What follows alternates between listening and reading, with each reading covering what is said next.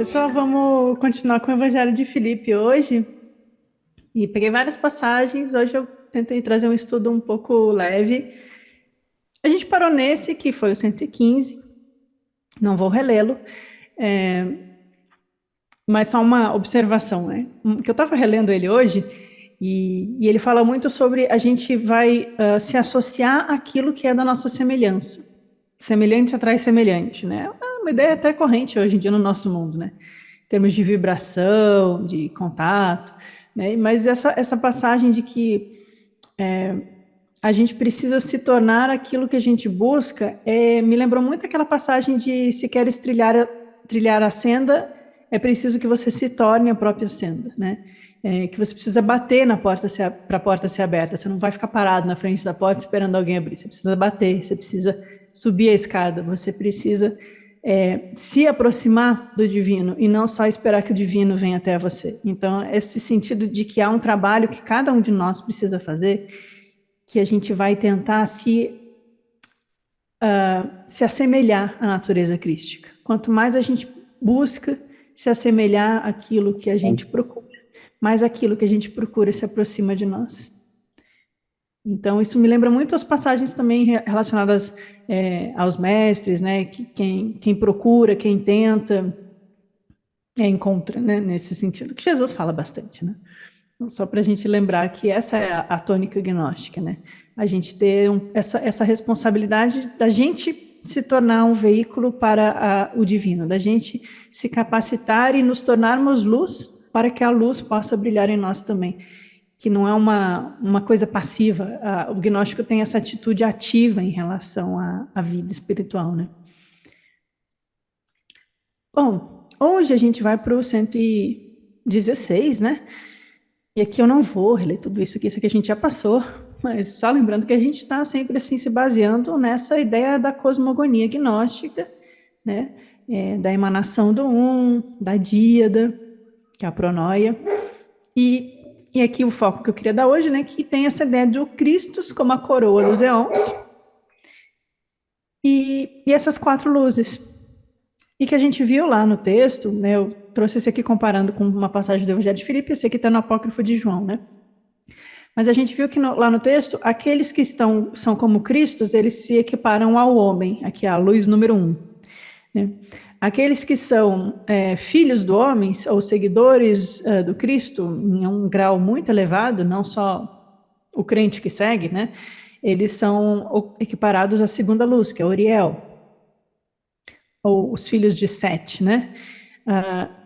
Não, os filhos de Sete é a terceira luz, que é da Veitai. Então aqui os filhos de Sete. Então a gente tem assim a força primordial, logóica, o Cristo, a luz primeva, a coroa, e aí aqueles que se aproximam disso, que é como se fosse Sete para os gnósticos, e os filhos de Sete.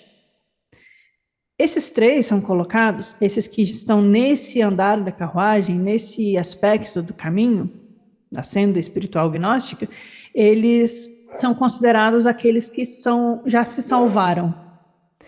Mas a gente tem a quarta luz. E a quarta luz é aquela dos buscadores. E os buscadores, vejam só a descrição do Apócrifo de João.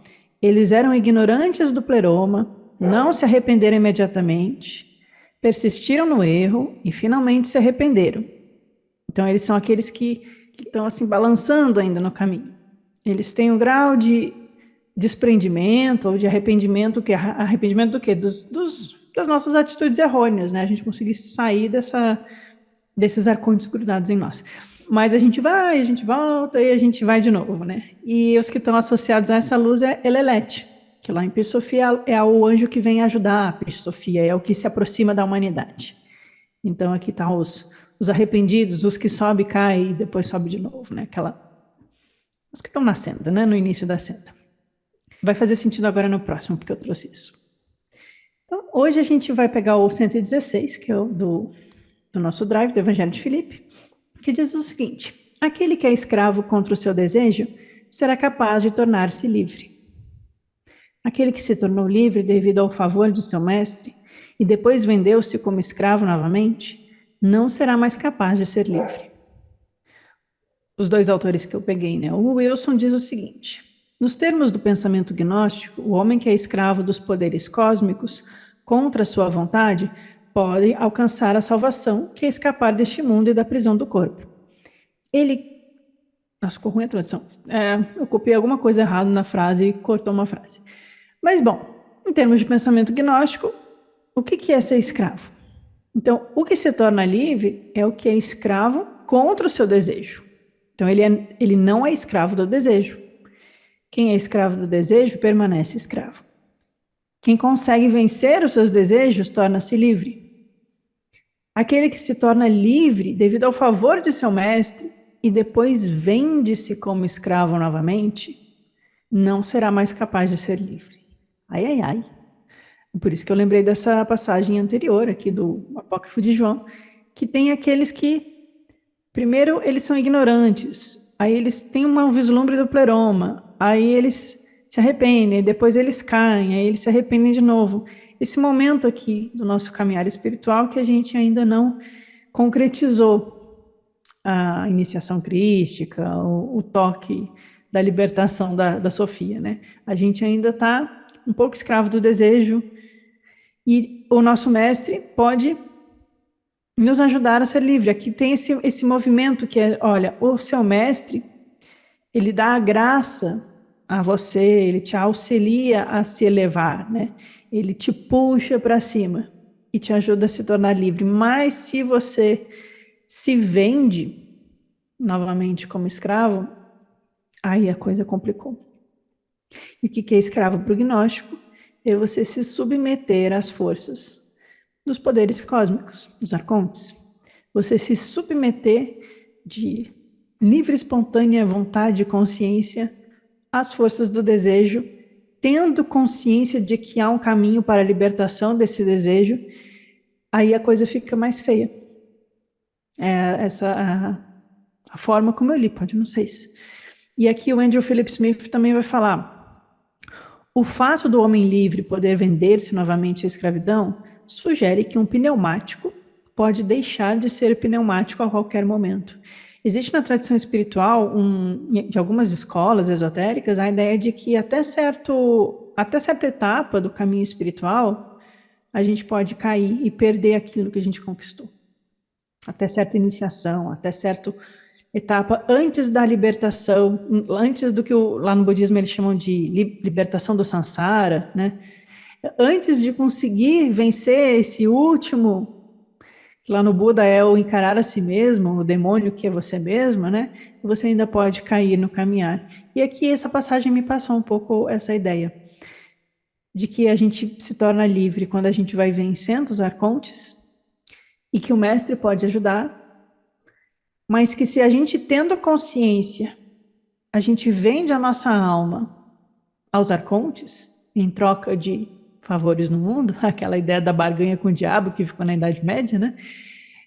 Aí vai ser difícil levantar dessa queda, vai ser difícil se recuperar dessa queda, porque você vislumbrou a luz, você teve acesso a um nível de sabedoria, você passou de raspão na consciência crística, mas você escolheu se vender para o mundo, se vender para os arcontes. E isso é muito pior do que se você fosse só alguém que permaneceu na ignorância. Poxa, é pesada essa passagem, de certa forma. Ele mostra a possibilidade da libertação, mostra que a gente é escravo do desejo. Isso é uma ideia muito estoica, né? Para quem já leu um pouquinho de estoicismo, eu só li um pouquinho também, não tenho conhecimentos profundos de estoicismo, mas essa ideia de como os nossos desejos nos dominam, né? Como os nossos vícios nos dominam, como a gente se deixa levar pelas emoções do cotidiano, né? E como isso faz mal, às vezes, para a nossa alma. Então, a gente se acha muito livre, mas a gente é escravo. A gente é escravo do mundo, a gente é escravo... Tem uma ideia, que é daquele filósofo contemporâneo, que o pessoal adora citar, achei ele bem interessante, que é o Byung-Chul Han, que ele escreve como o ser humano explora a si mesmo e chama isso de empreendedorismo, explora a si mesmo e chama isso de realização no mundo, né? A gente se autoexplora, a gente se escraviza ao mundo para se render às coisas do mundo, né? Seja o dinheiro, seja a fama, seja favores, seja vaidade, seja... querer sentir alguém, preencher algum vazio, algum trauma infantil, alguma questão que machuca, que a gente, ao invés de buscar trazer isso para a consciência, né, olhar para a sombra daquilo e falar, poxa, é por isso que está doendo, é isso que eu tenho que fazer para mudar, a gente vai na onda do desejo, vai na onda do egoísmo e se torna escravo da nossa própria violência, do nosso próprio sofrimento. Então, quem se escraviza para os arcontes, tendo vislumbrado a luz, pobre dessa alma. Mas a gente pode se tornar livre se a gente não permite que essas patologias, são patologias emocionais, que é os arcontes como essas emoções que nos perturbam, essas visões de mundo que nos perturbam, às vezes um apego por uma opinião, para defender um ponto, defender o próprio ego, às vezes um apego a uma terra, fazer uma guerra porque acha que tem direito à sua própria terra, enquanto isso mata crianças. Então, a gente é sempre escravo dessa nossa ganância, desse nosso egoísmo.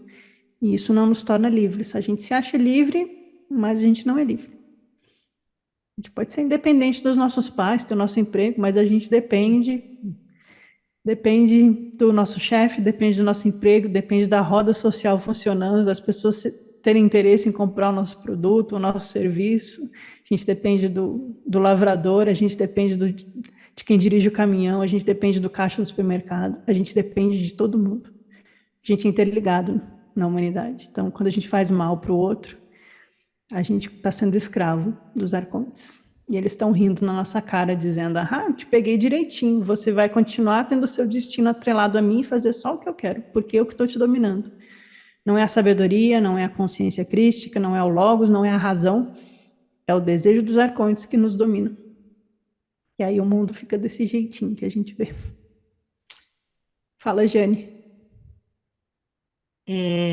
Seguindo exatamente nessa linha, eu acho muito interessante essa passagem. E tu disseste agora há pouco, a gente depende disso, depende daquilo, depende até do partido político que assumiu o próximo governo, a nossa cidade, porque isso também define o que a gente vai fazer. Então, eu levei um tempo para entender essa passagem, mas eu me dei conta de uma coisa. Eu acho que, em outras palavras, o grande ensinamento que está aí é que precisamos ser, na raiz da palavra, heréticos. Porque se a gente não sabe nada, a gente é joguete das forças que estão em torno de nós. Se eu sou ignorante das forças que estão aí, eu não tenho escolha. Eu sou um escravo de tudo que está rolando em volta. Então, se eu nem sei da possibilidade de que eu seja uma chama de luz, uma parcela, um holus, né, esse grande holograma aí, eu não tenho o meu papel, eu não tenho a minha escolha, eu não terei escolha se eu não souber as possibilidades. Então, quem tem olhos para ver, que veja, quem tem ouvidos para ouvir, que ouça, é muito mais do que ver e ouvir, seja Jesus, seja qualquer outro mestre. É ouvir e ver a vida, o que é, as possibilidades, e se não for herético, tu está sendo escravo, pode ter certeza, no seu real sentido. A falta de sabedoria nos torna manipuláveis. O problema é a gente achar que tem sabedoria e isso ser também uma manipulação, porque o ego nos prega peças. Então, um pouquinho de sempre baixar um pouco a nossa bola e falar, será que eu posso estar errado? É saudável. Senão a gente fica inflado também, né? E a gente está aqui dependendo uns dos outros. Eu dependo de vocês, eu dependo da internet, eu dependo de ter os livros em mãos. A gente está sempre dependendo. Então, que bom que a gente pode unir forças a um bem comum, encontrar pessoas que vibram na mesma direção. Dialogar em conjunto. Né? Quer dizer, a tônica do samsara é ter desejo, tenha desejo, satisfaça seus desejos, né? Essa é a visão daquele que vai ser nessa roda, é o tempo todo o desejo está sendo né, instigado, Gratificado. ele está sendo gratificado, ele vai te dar prazer. Se não tem desejo, cria desejo. Você confunde esse desejo com vontade, né? Você não tem vontade das coisas, você não tem. Desejo, desejo o tempo todo. Né? É isso que move, né? Isso que a gente, né, está vendo aí. É o desejo, desde o desejo da terra né, do país vizinho, né, ao desejo de alguma coisa nova, de alguma coisa, enfim, é aquela descrição mesmo, né, da gente, o mundo jaz na mão dos arcontes, né, nessa manipulação, né, nessa grande sociedade, toda ela voltada para desejo. Não é uma sociedade do ser, é uma sociedade do ter, né? Então é a partir daí que vai definir um monte de coisas, lamentavelmente, nessa sociedade. E é por isso, talvez, né, só para acabar, é por isso, talvez, que chama atenção para essas pessoas que conhecem o caminho, mas elas meio que recaem, né? Meio que ainda não está forte o suficiente e volta para aquela concepção do desejo, né? Né? A gente cai, é normal cair. Oi? Mas tem que se dar conta que está caindo e ter É coragem de isso. levantar. É isso. Isso que você falou, Carlos, da vontade, né? Quando a gente vai atrás daquela vontade interna, aquela vontade mais sincera, aquela vontade da nossa consciência, a chance da gente encontrar uma satisfação e uma felicidade verdadeira é muito maior. Quando é uma vontade direcionada, né? E o desejo não, ele tem essa característica de eu quero, eu me satisfaço, acabou, eu quero de novo. E isso torna a gente escravo dessa roda, né? Me lembrou também uma passagem da Voz do Silêncio que fala, mata o desejo, né? E que a lagarta, ela só engorda no seio da flor. Então, que não adianta achar que você vai chegar no fim dos seus desejos, porque eles mudam. E a insatisfação continua lá, subjacente. Tem ideias, às vezes, de grupos New Age, assim, espiritualistas, que eu considero entre aspas, que falam, você vai no fundo do poço, você vai satisfazer todos os seus desejos e aí você vai... Não tem fim, essas pessoas só se afundam mais, né? É até um mecanismo de vício, eu acredito, né? Você fica retroalimentando aquilo. Sem dúvida. Mas a gente ter como identificar o que é o desejo dos arcontes e o que é a vontade em nós, que a vontade vem do pleroma, aí você, olha, minha alma está com saudade, a minha alma está com fome, a minha alma está com sede, ela está vazia, mas tem uma coisa que vai realmente ajudar. As outras são distração. A ideia agnóstica é essa, a gente encontrar o caminho. Seria o buscador incapaz de se ver livre por conta própria, e com auxílio do mestre, mas com auxílio do mestre novamente poderia? Geralmente, penso eu, nós caminhamos por conta própria. Cada um de nós tem essa liberdade e essa responsabilidade de caminhar por conta própria. Mas todos aqueles que caminham alinhados com essa vontade do pleroma se unem, porque eles caminham na mesma direção. E como a alma do mundo é uma só, como a luz crística é uma só, como a ideia é o retorno à unidade, aqueles que alcançaram algum nível de união com o divino, eles são capazes de dar as mãos e auxiliar os que estão nesse caminho, né? Então não é no sentido da dependência de um mestre, mas é naturalmente através de um mestre, porque é como as coisas acabam funcionando, porque é a não separatividade, né? Quando a gente se une nesse caminhar, a gente se harmoniza nessa busca, a gente encontra aqueles que a Blavatsky chama dos irmãos maiores, aqueles que chegaram lá antes de nós. Então eles vão puxando, porque é do interesse da humanidade que cada um se torne mais um foco de luz e menos um foco de sombras, né? Então sempre tem essa ideia do auxílio do mestre, que ele dá uma puxadinha, desde que a gente se aproxime, né? Desde que a gente faça a nossa parte.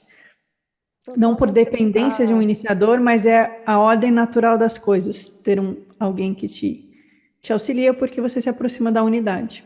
Então, você se torna semelhante e identificado nessa igreja invisível que Jesus chamaria, que é Só o corpo de complementar, Cristo. eu me referia justamente à segunda frase da Ah, passagem, tá. e ele Se ele fala que, depois de cair, o mestre ajudaria? não, exato, ele fala que depois que ele cai e se vende, vamos dizer assim, ele era, vamos dizer, mestre, era um escravo, Uhum. mestre, e caiu de novo, voltou, vamos supor, né, vamos imaginar, e voltou como Sim. mestre iluminado na terra e bailou. Aí, segundo o texto, diz ali que ele não é capaz de ser livre novamente, porque ele se vendeu como escravo. Dá um Aí, medo, né? não, pois é, por isso que eu comentei, ele digo, não, mas aí ele se Entendi. torna incapaz por conta própria, e aí só com o auxílio do mestre, porque Ah, eu entendi. não consigo, vamos dizer assim, aceitar ou compreender que É, é impossível. Tudo é possível. eu não sei, Janice, mas eu chutaria, posso estar errado, que aqui está se referindo àqueles que subiram muito no caminho, digamos aqui na nossa ideia agnóstica, né? Tem os sete céus. E aí que a gente dá o passo para fora da serpente, do Yodabaô, né? A gente chegou perto do Yodabaô, mas a gente não deu a guinada final. E o que é o Yodabaô, né? Se não esse grande ego centralizador que gera todos os vícios, né? Ele tem essa força, né, nele, esse grande ego que fala eu sou eu, né? Se a gente chegou, a gente foi vencendo alguns arcontes, né? A gente venceu a preguiça, a gente foi determinado, a gente aprendeu até autocontrole, a gente foi até harmônico, parou de fazer violência no mundo com os outros, não chutou mais o cachorro, né? Bonzinho lá foi. A gente foi conquistando autocontrole através de práticas. Às vezes a prática não é só nem por bondade inerente da alma da pessoa, às vezes a prática ajuda também, né? E ele foi tendo autodomínio, foi tendo algum grau de conhecimento, foi. Eu sei que isso parece estranho para muitos de vocês, que seja possível que alguém vá conquistando, mas é aquela última tentação de Cristo, né? Aquele do Buda encarar Mara, encarar a si mesmo lá na árvore de Bodhi, que é a parte mais difícil. E na hora que chega nesse momento, ele olha e fala: mas você é tão especial, você é tão grandioso, você é tão poderoso, olha tudo que você pode conquistar, olha quantas pessoas você pode influenciar, tudo que você quer você pode ter, olha que domínio você tem de si mesmo, como você é sábio. E aquelas pessoas que não estão te ouvindo são umas idiotas, né? Bate aquela arrogância velada, né? E aí o grande ego diz, aham, e aí você se vende novamente para os arcontes que você tinha conquistado. Então, é É, aquela queda antes do transpor do último portal, é aquela queda antes de atravessar o Mar Vermelho, é quando tem as pragas do Egito, os exércitos perseguindo, e você chega lá e você morre na praia. Na cultura pop, seria o Anakin Skywalker que vira o Darth Vader. Ele tinha o poder, ele tinha a força dos Jedi, ele tinha capacidade, mas por desejo, por raiva de não ter se casado lá com a moça que ele era apaixonado, por querer controlar o império, ele cai. E aí, esse que cai, que na tradição esotérica seria até a quarta iniciação, no esoterismo ocidental, esse é muito mais perigoso do que o ignorante, porque ele tem um autodomínio, ele controla as forças da natureza, mas ele se rendeu ao egocentrismo. Então, esse é aquele que vira um mago negro, dos piores. Metralhadora da mão de macaco. Então, por isso, esse não tem mais salvação. Esse lá no Peixe Sofia vai ser o feiticeiro que é jogado no dragão da região exterior. Mas isso é minha leitura a partir do esoterismo. Isso aqui não está necessariamente no texto gnóstico. Faz Está sentido para você? nos livros de eu, tá. Nos livros tá? eu acho que você descreveu até a biografia de alguns mestres, né, assim, contemporâneos que conquistaram, que começaram até com a ideia de um mestre, e que depois o poder, né, ficaram inebriados com aquela multidão a ouvi-lo, né, e começa a envolver dinheiros e outras coisas tantas, e sucumbe, né? Eu acho que está muito ligado àquela coisa que a gente estava falando do desejo. Talvez por isso Jesus tenha enfatizado tanto o amor, o amor, o amor, porque só você ter autodisciplina, prática e autodomínio e tal, e buscar, mas se você não tem essa ideia da unidade, do amor e da importância com o outro, é muito fácil você cair. Sim, muito, muito fácil. E os exemplos estão aí. Então, tá mesmo. Ricardo? Oi, boa noite. Meu Deus, que medo. Desculpa. Eu tenho ultimamente desafiado isso tudo. Não sei se isso é bom ou se é ruim, mas eu tenho desafiado. Eu tenho proposto desafios aos arcontes, né? Eu gosto de uma bela de uma lasanha. Eu não posso comer lasanha. Põe na minha frente para ver se eu como ou não como. Entendeu? Então eu tenho... Não é fácil, não. Não é fácil, não. Eu tenho, na minha percepção, no meu sentimento, conseguido algumas coisas, me livrar de alguns desses desejos, né? Mas eu fico a todo momento que me coloque em prova esses desejos, né? Eu quero que seja colocado na minha frente, para ver se eu resisto ou não resisto. Esse é o medo, né? E as provas mais difíceis vêm com cara de que não são provas. Exatamente, bem disfarçadas, né? Parece bênçãos, parece outras coisas. Exatamente. Você acha que se você está recebendo uma bênção, na verdade você está lendo uma prova. Então Como você perigoso, reage, né? É perigoso. Por isso que eu falei que medo. Mas eu acho que é isso daí, é essa coisa mesmo. O problema é você chegar lá e se corromper, né? Aí a dívida é maior. A dívida é maior. Por isso que eu... Ah, desculpa, pode continuar. Não, pode completo. Não, só eu queria ia falar comentar. uma coisa, só para pegar esse gancho do Ricardo, assim, Ricardo, desculpe, Ricardo, assim, não coloca à prova não essas coisas do desejo. Eu lido com pessoas que têm o desejo no sangue, entendeu? Por conta de vícios, de não sei o quê. Então, não é legal colocar. Deixa a lasanha lá.